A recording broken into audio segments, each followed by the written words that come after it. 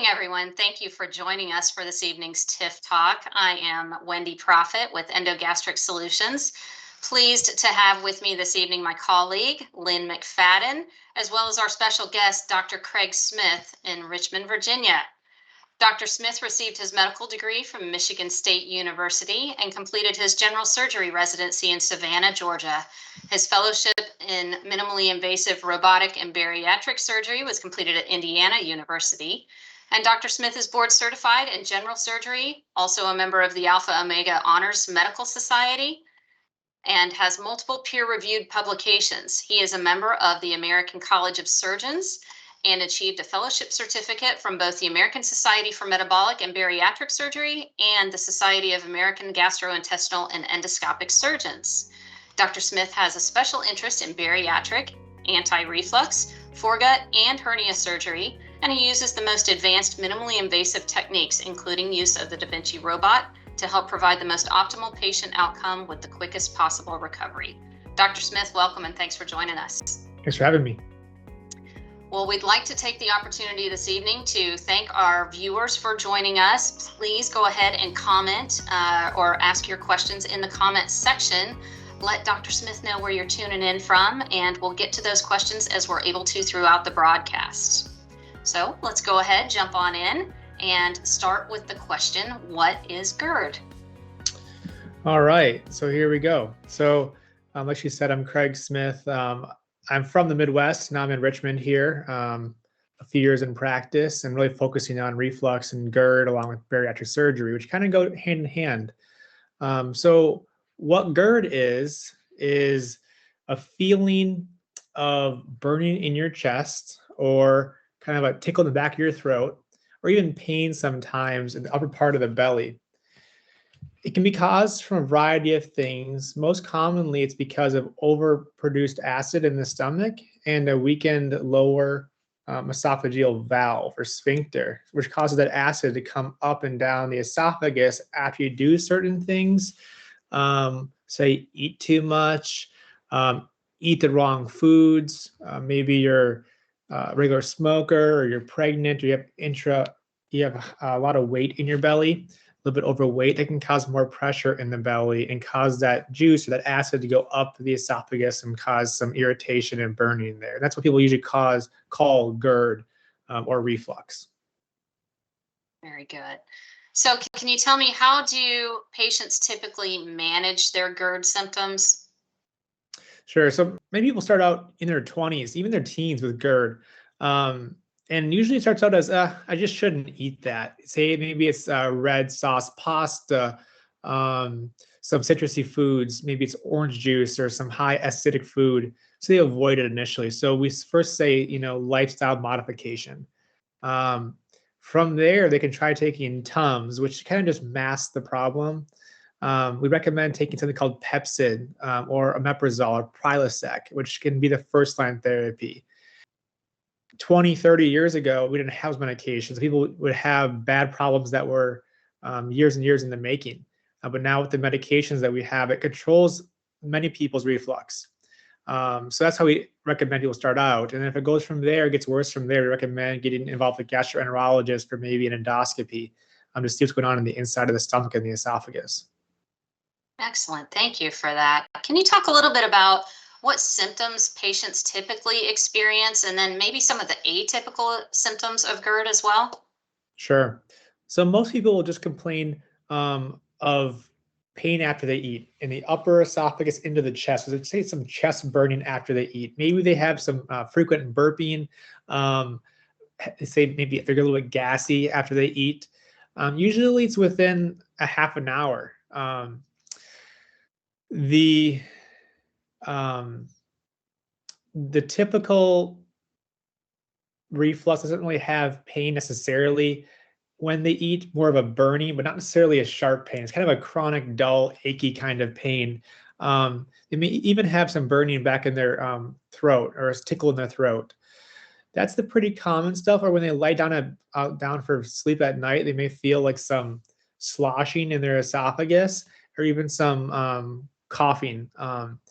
Atypical would be blood. If they're coughing up blood, that's pretty atypical. If they have more of a constant achy or gnawing pain is pretty atypical. And then obviously a variety of other things from there. Excellent. Thank you. So what does the process look like for determining if a patient has GERD, and why is it important if patients should find out for sure? The first step is to meet with their PCP and kind of describe to them what's going on. So first thing is a good clinical history. Find out what's provoking their GERD. Is that normal or not? From there, after they've tried, say, PPI, omeprazole, Prilosec, Protonix, or Pepcid, they can get referred to GI. And GI will gather a good history once again, and then we'll consider imaging. So possibly an upper GI where they swallow some contrast and see how everything moves down. But more typically, they do an EGD.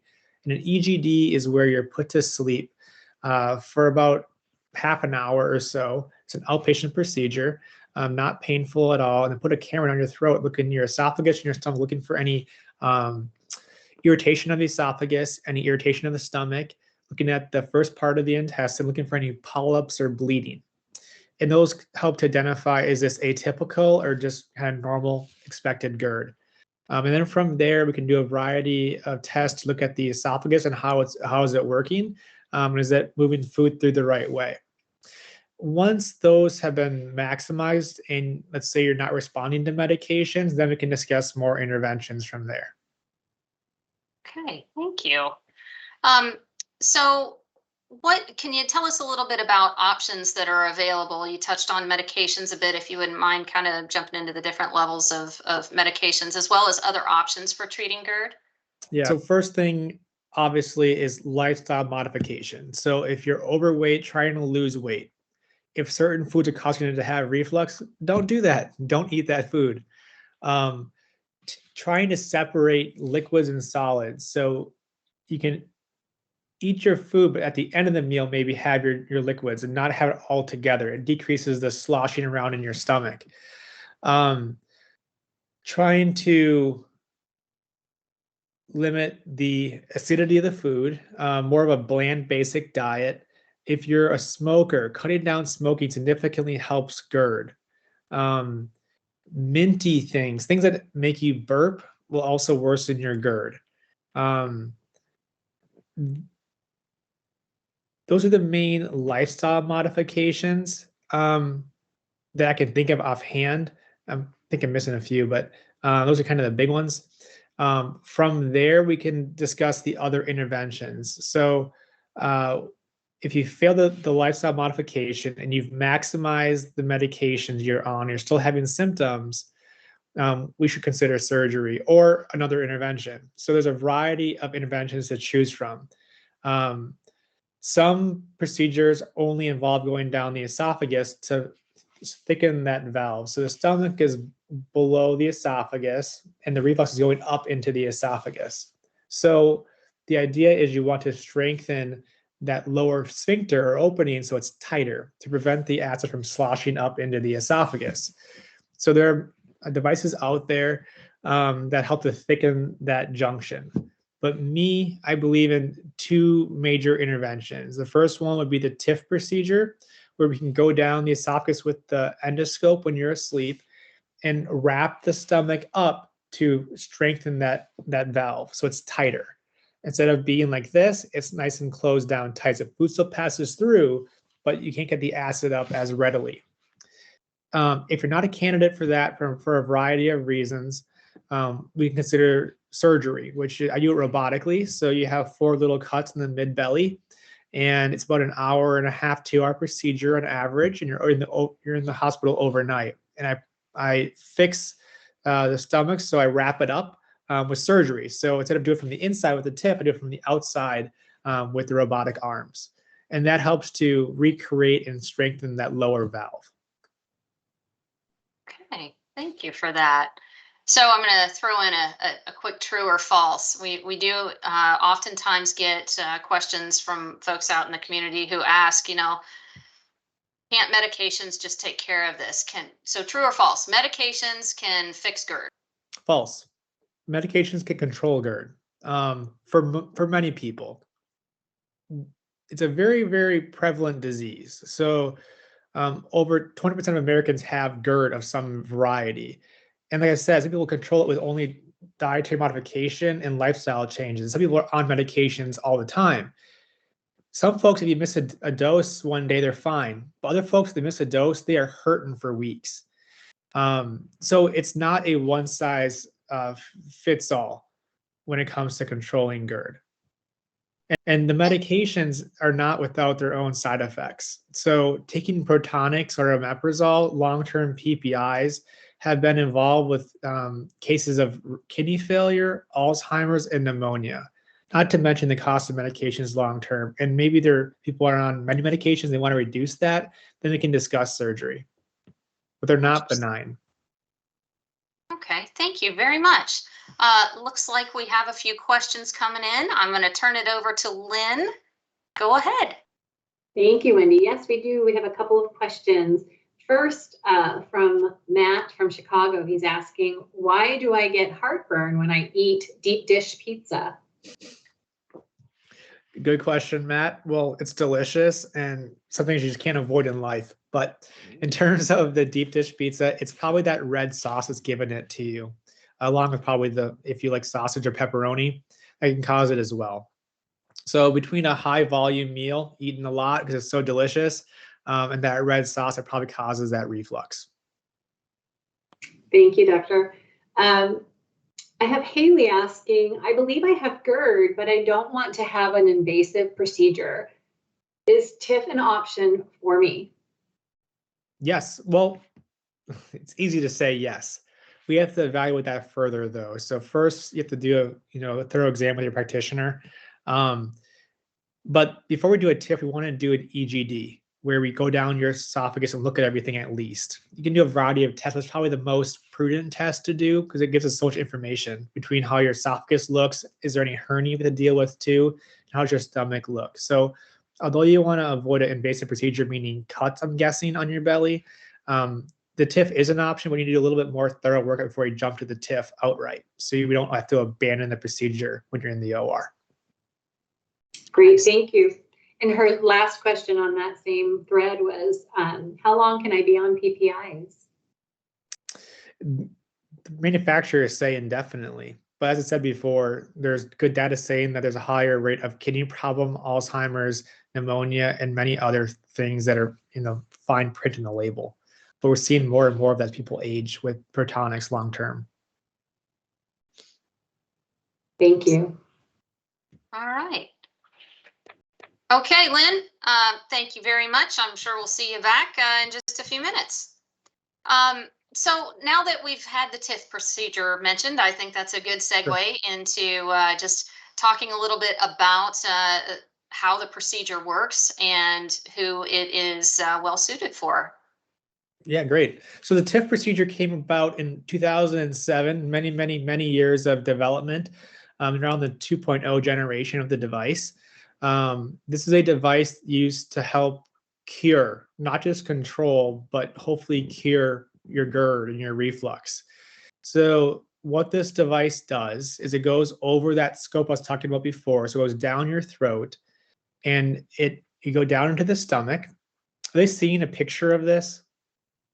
Not at this point, no. Okay. So it goes down into the stomach. And we use the scope, look up at the stomach, look up at the esophagus junction. And we see usually a loose valve. So we use this device to wrap the stomach up around the esophagus from the inside and tack it in place with these tacks. These tacks, we have good 10-year data on this showing that it has great control of reflux. Most people come off their medications in the first 2 to 4 weeks and never have to go back on. So the 10-year data says there's over an 80% chance of being off your medication at 10 years, which is really good.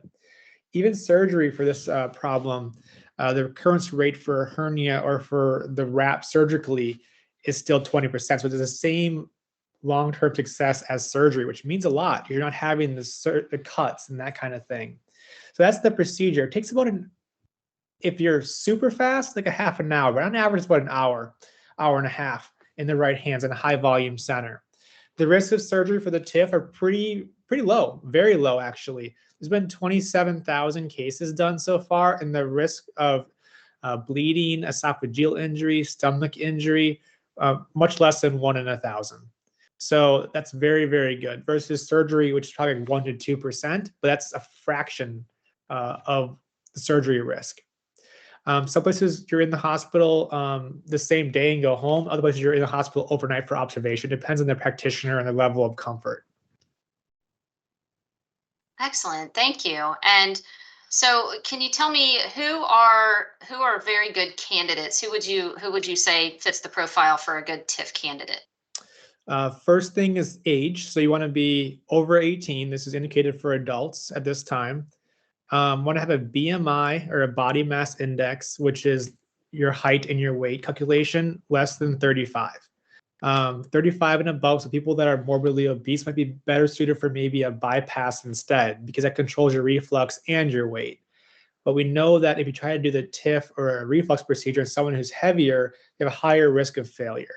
So those are the two main things for that. They need to have failed medical therapy, be it PPI or Pepsid. They need to have documented reflux, meaning either an EGD showing esophageal changes or a history of Barrett's, which is now controlled before we do the TIF. History of gastritis on an EGD, or doing a workup with GI to measure the acid level in your esophagus, which can be called a pH probe or a Bravo study. Those are the main things you see. You can also do the TIF in people who have hiatal hernias, which you can see on X-rays or CT scans. And that's another indication for the TIF, which is combined usually with surgery to control the hernia first and then to wrap it with the TIF. So those are some things that come to mind. Most commonly is how you get involved with the TIF. Very good. As a matter of fact, I'm glad you touched on the hiatal hernia. I'm seeing a question from Salome, it looks like, who says, I've been diagnosed with a hiatal hernia, and that was back in 2014. My surgeon recommended over-the-counter PPIs, but I've learned to stay away from foods that trigger my episodes. Do you recommend a TIF procedure now, or should I wait? How do I know when I should have the procedure? Sure. So personal decision, first of all, as long as there's no esophageal changes that you've had identified on previous workup, say an EGD, you're probably okay to wait as long as you're controlling it with lifestyle changes. However, if you're sick of taking the medications and you want to get off that, you want to save costs and save the risk down the road in your life, consider the TIF. If your hernia is small, meaning less than 1 to 2 centimeters, can usually be reduced and fixed during the TIF procedure. And bigger ones have to be maybe a combined procedure with the TIF and surgical approach. But definitely something to look into. It also depends who in your area does the TIF. Some places don't offer it yet. It is well proven and it has great results, but people are slow to adopt things. I've been doing it now for over 3 years and I really believe in the results. But you need to find the right provider with the right volume, but definitely something to explore. Great, thank you very much for that. So in talking about the procedure, can you talk a little bit about what to expect on the day of the procedure and then just maybe the week or so following? Sure. So most patients will see their practitioner, either a surgeon or gastroenterologist. Either one of us can do the TIF. They can, based on indication. So you'll come in after seeing us in the office. Usually you go to a hospital or a surgery center. You'll come in about 2 hours before the procedure on average, get checked in, make sure you're medically cleared and safe for surgery. You're taken back to the operative suite after you've been adequately relaxed by the staff. You will be fully put to sleep. That's to protect your airway. So completely asleep, put on your left side, and then we'll pass the devices down. You're going to wake up with probably a little bit of a sore throat, but shouldn't be any real belly pain. Maybe a little bit of discomfort the next day, but nothing like surgery in terms of surgical incisions and that kind of pain. But maybe a little bit just kind of tight up here, a little bit bloated possibly. We insufflate gas into your stomach during the procedure, which can lead to a little bit of bloating sensation. but we suck it out on the way out, but something to be aware of. Most people go home without any kind of pain medication, just maybe some Tylenol or some very low dose narcotic. You'll go home on a full liquid diet. So everyone's a little bit different with this. There's definitely a TIF recommended diet progression, but many surgeons and providers will follow kind of what they know from training. So I usually do a 2-week full liquid diet followed by a week of soft foods and then kind of go from there. The idea is we don't want any foods to get stuck. We don't want you to be nauseous or vomiting because that can risk our surgery falling apart because it doesn't have time to heal up and scar up yet. So we go very slow with the diet. Excellent. Thank you. Lynn, it looks like you have a couple of questions. Yeah, we do. We have a couple here. One's from Pamela and one's from Tyler. Pamela is asking, what can cause tablets and capsules to slowly digest? I had a POEM procedure 1.5 years ago, plus surgery for reflux. It feels like there's some slow mobility of the esophagus, and Dexilent is the only medication that helps the pain in the upper stomach. Her esophagus has also been stretched a few times. The question about the capsules dissolving, I'm sorry. I think just getting them to pass through and digest, sounds like. Yeah, so you're definitely a complex case. Anyone with a POEM history is a little more involved. I don't know if you've had recent manometry done where they measure the amount of release. POEMs can be incomplete sometimes and require either revisions or a Heller, which is a surgical approach. So recommend seeing GI for a full manometry to make sure you're fully released, or an upper GI where you swallow some more contrast, just to make sure that this is more of a sensation and not really food getting stuck. Great advice, thank you. Tyler's asking, how does a hiatal hernia relate to GERD? Sure. So it's really important. We're all made the same way. And as you get older, for a variety of factors, be it gaining weight, having weakening of your tissue, some genetic factors possibly, the anatomy can change. So it's hard to demonstrate this with a model or a picture. But the esophagus comes down and the stomach kind of loops out and then forms kind of this J shape towards your liver. That shape is very important for this valve to function correctly. So if the hernia allows for the esophagus to move this way, that way, up, it changes its normal shape from this normally. And if the esophagus goes up with the hernia to now like this. So this changes how the fibers around the lower junction of the esophagus sit and hold. So where it would normally be tight like this, now that it's stretched, it can't function the same way. So you lose the competency of that valve. So that's why we go back and say we have to first of all fix the hernia, because part of the diaphragm also has a role besides the valve controlling the reflux. So we say whenever there is a hernia there, we should fix that as well to give more compression onto the esophagus to help squeeze and to cradle the esophagus. Excellent, thank you. And Wendy, back to you. All right, thank you for that. Great answer. So when should TIF patients, we've talked about diet, let's talk about kind of their daily physical activity. What does their recovery look like? And, you know, progressing from just normal daily activity to exercise, what do you recommend that they pursue, and what do you recommend that they avoid?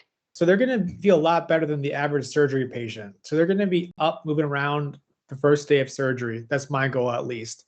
The biggest thing for them is just working in the diet progression. I want you walking. You can run, walk, bike, jog. All that stuff's fine. My big thing is just avoiding belly pressure. So no like weightlifting, no squats, that kind of thing for at least 2 weeks after surgery. Let things scar in. But you can go back to work if you want, even a few days after surgery, once you're off any narcotic and thinking clearly, and you can meal prep for going to work, you can go back to work in a couple of days after surgery. Excellent. Any tips on things that you've seen patients do really well with diet wise? That's almost always the universal question. What's the best diet I can follow? What are the successful foods? What are the best things that you can give me as far as good advice? Immediately after. Yeah. So the first thing is meal prep. So before you have surgery, do your shopping before you have surgery. Find options you'll like, even shakes you'll like. Shakes are your friend. So you might lose a few pounds in this process. It won't be because you're starving to death, but because you're on a liquid diet. So it's also kind of the surgery diet. So it'll be good for you. But yeah, meal plan. So you don't want to be after surgery kind of thinking, what am I going to eat now? So we give you a pamphlet with a TIF company about what food choices are good. So you can pick off there what kind you like. It's going to be fairly dairy based, no carbonation, because that can cause worsening like hiccups and belching and that kind of thing. Water is a great choice, even water flavors, kind of in a low carb diet. We don't want to have thick breads. We don't want to have raw vegetables.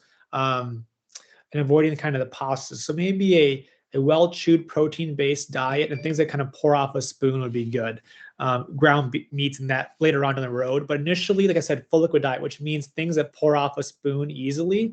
And then from there, kind of a soft, mushy diet, kind of like a mashed potato-based diet, that kind of texture. And we'll slowly reintroduce like ground meats and like moist fish. And then many weeks on the road, we can discuss, a little bit of bread here and there going forward. But we don't want anything to get stuck initially, and we don't want anyone to have reflux or not stuck, but just a huge volume going down. Bread's very bulky, so that can also stretch out this healing wrap. So we don't want to cause anything to get stuck or stretch it out too much. Excellent. Thank you. I don't think we've ever had anyone explain why no carbonated beverages. Thank you for that. Yeah. Appreciate that. Okay. So then as far as, I would say, in wrapping it up this evening, can you maybe share with us some parting thoughts that you have with those who are out there, they're suffering, they're in need of help, just Sure. kind of taking that first step forward to Yeah. hopefully a better life? Yeah. So I would say once you've maximized lifestyle changes and you've been on medications, unfortunately, a lot of people get stuck in this cycle of seeing GI and GI says, oh, you're fine. You're taking the medications, it's controlling you okay. But if you're not okay with that, which is completely reasonable, it's time to elevate your level of care. So either see a surgeon or see someone who specializes in the TIF procedure and discuss the options, because the standard of care used to be just PPI the rest of your life, and unless you had a huge hernia that needed repaired by a surgeon. So take control of your own care and explore the options and research the TIF and look in your area and see who offers it and go talk to that provider and see if you're a candidate for it.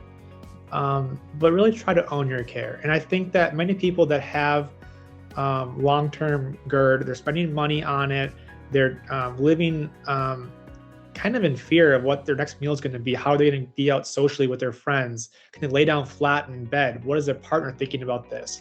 So the TIF's a way to kind of get rid of all those thoughts going forward and to really live a GERD-free life for many, many years to come.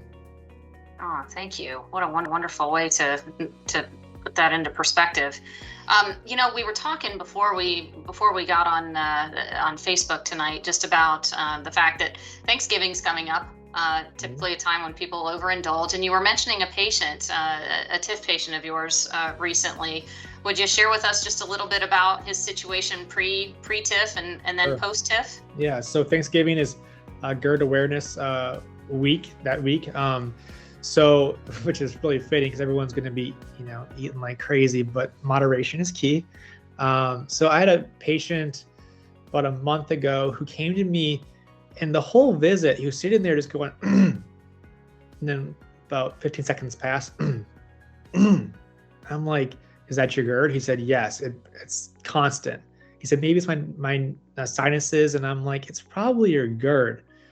He had a history of Barrett's as well, which has been well controlled with medications, but he was sick of the medications. They weren't working. He's tried PPIs, he's tried Dexilent, he's tried Pepcid, nothing was working for him.